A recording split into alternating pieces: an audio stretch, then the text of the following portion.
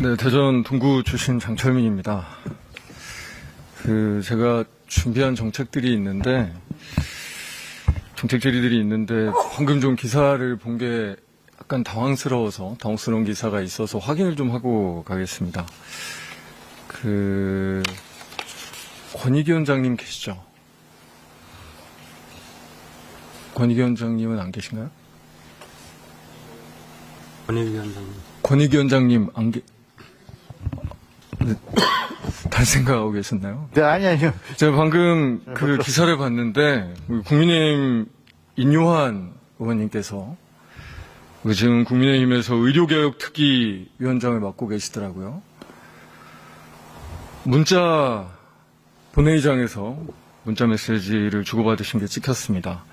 부탁한 환자, 지금 수술 중, 조금 늦었으면 죽을 뻔, 너무 위험해서 수술해도 잘 살 수 있을지 걱정이야 라고 문자를 받으셨고 감사 이런 표현을 하셨더라고요.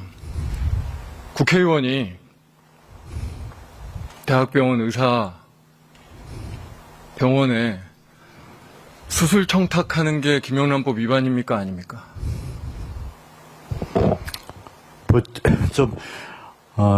이게 복잡한 사안이 아니지 않습니까? 예. 김영란법 청탁금지법 위반입니까 아닙니까? 예. 좀 검토를 해봐야 될 것 같습니다. 아니, 검토를 하시기 전에 제가 정확하게 말씀드릴게요. 제가 디테일한 상황은 모릅니다. 하지만 이렇게 거의 환자가 죽을지도 모르는 그런 응급수술 대부분 아마 3차 병원, 대학병원에서 이루어질 것 같은데, 대학병원이라고 한다면, 종합병원이라고 한다면, 그 병원에 국회의원이 수술 청탁하는 게 청탁금지법 위반입니까 아닙니까? 역시 같은 대답을 드릴 수밖에 없을 것 같습니다. 대학병원 의사에게 수술 청탁하는 게 법 위반이 아닌 경우가 있습니까? 저는 사실 김영란법 만들어질 때도 국회에서 일하고 있었는데, 그때 병원에 이런 청탁하지 말라고 정부 차원에서 굉장히 많은 교육 홍보를 했던 걸로 기억합니다. 그래서 그 어떤 병원 민원도 그 이후에 청탁금지법 위반입니다. 절대 그런 민원 앞으로 할 수 없습니다. 라고, 아마 저만 그런 게 아닐 거예요. 여기 계신 분들도 그렇지 않습니까? 정부에서 일하시는 분들 다 그렇지 않으세요? 다시 물을게요. 이게 어려운 일이 아닙니다. 대학병원 의사 아니면 대학병원에 수술 빨리 해달라고 청탁하는 게 청탁금지법 위반입니까 아닙니까? 그거에 대해서도 제대로 답변하시기 어려우십니까? 그 지침에 위반된다면은 당연히 위반일 수도 있겠습니다. 지금 이번 예결위 결선심사에서 가장 많이 나왔던 이야기 중에 하나라고 생각합니다. 지금의 이 의료 대란, 모든 국민들께서 건강에 대한 걱정, 병원에 대한 걱정을 하시고 계신 지금 이 상황에 대해서 아마 이 예결위 내내 가장 많이 나온 주제 중에 하나일 겁니다. 저는 이 기사 보고 너무 깜짝 놀랐습니다. 정말 너무나 걱정이 됩니다. 혹여나 국민들께서 국회의원 빽 있으면 국회의원들은 저렇게 다 아는 사람 수술시켜주고 아는 사람 병원 보내주고 그러고 있구나. 대한민국은 역시나 그런 나라구나. 국민들께서 그렇게 생각하실까봐 정말 기사 보자마자 간담이 서늘했습니다. 여러분들도 그러고 계십니까? 장관님들, 기관장님들 다 아는 사람 지금 수술시켜달라, 빨리 해달라, 빨리 병원 넣어달라. 그러고 계십니까? 법무장관님 그러고 계십니까? 아니시죠? 왜냐면 이게 법 위반이고, 법 위반을 떠나서 이게 말이 되는 짓입니까? 장관님, 저는 사실은 응급수술, 진짜 죽을지도 모르는 환자라면 좋은 대학병이라고 생각하는데, 명확한 사실관계가 드러난다고 하면, 그리고 당연히 조사하시고, 권익위도 조사하시고, 이후에 수사가 이루어져야 된다고 생각하는데요. 어떻게 처리하시겠습니까? 법무장관님. 어떻게 처리되어야 된다고 생각하십니까? 사건이 조사가 시작되면 그에 맞춰서 처리할 것으로 생각합니다.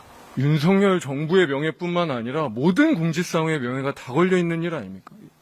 이게 뭡니까? 국민들의 생명을 걱정하고 있는 이 상황에서요. 제가 뭐 앞으로도 이 얘기가 계속 나올 것 같아서 준비된 질의를 하겠지만 이 문제에 대해서는 정말로 법무부뿐 아니라 권익위뿐만 아니라 국민의힘 정부여당 대통령실 그냥 넘어가시면 정말로 큰 국민적 저항이 있을 겁니다. 준비된 질의를 일부라도 좀 드리겠습니다. 강한무 장관님, 혹시 코로나 이전에 비해서 5년 전에 비해서 굉장히 많은 지역 축제들이 벌어지고 있다라는 거, 이루어지고 있다는 거 혹시 알고 계십니까? 네, 코로나가 풀리면서 지역 축제가 많아지고 있습니다. 그냥 회복된 게 아니라 2019년, 그러니까 코로나 이전보다 작년이나 올해 같은 경우에 굉장히 많은 지역 축제가 열리고 있죠, 지자체별로. 그 어느 정도 혹시 더 많이 늘어난지 혹시 아시고 계십니까?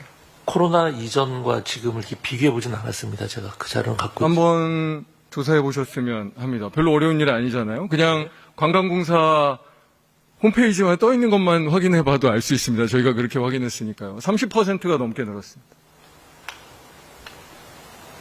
이번 예결위 때 가장 많이 나온 이야기 중에 하나입니다. 지금 지방재정이 너무나 어렵다.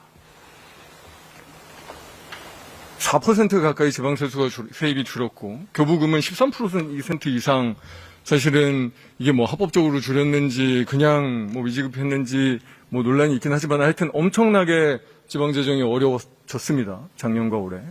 그리고 그 덕분에 지방채도 굉장히 많이 발행하고 있는 상황이고요. 그런데 지금 굉장히 많은 지자체들에서는 흥청망청 축제를 열고 있습니다.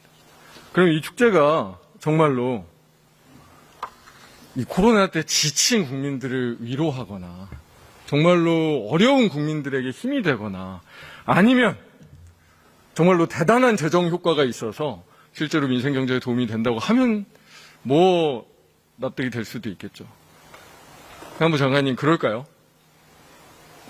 확인은 안 해보셨을 테니까. 네, 지역 축제는 이제 지방자치 사무여서 지방자치 사무이기는 하지만 실제로 통제 수단이 없는 건 아닙니다. 문광부에서 조사한 바에 의하면 코로나 이전과 이후를 비교해 봤을 때 지방축제에 내가 가봤다 라고 하시는 분들이 10% 이상 줄었습니다.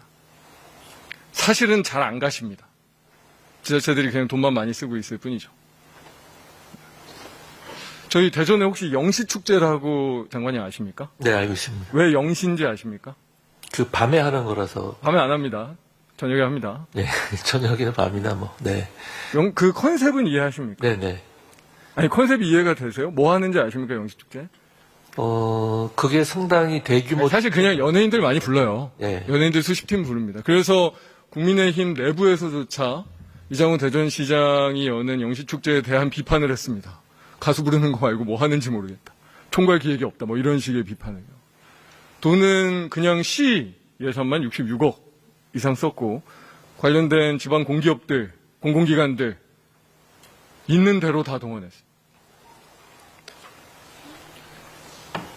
지금 이번 예결위 내내 지방재정 어렵다, 민생 너무나 어렵다, 자영업자 너무나 어렵다.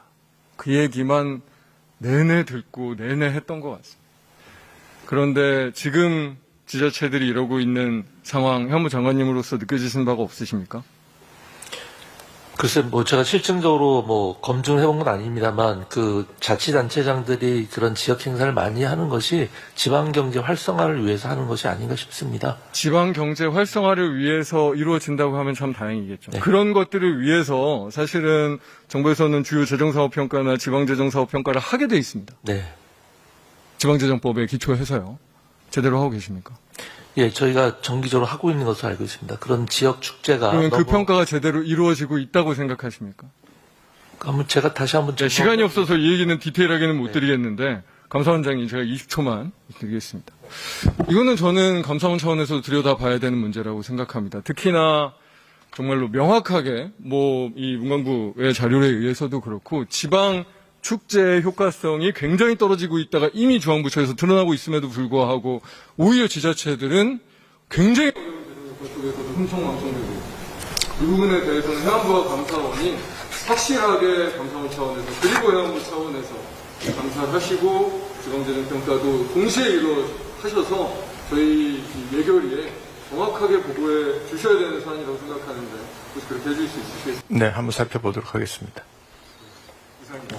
네, 장철민 위원님 수고하셨습니다.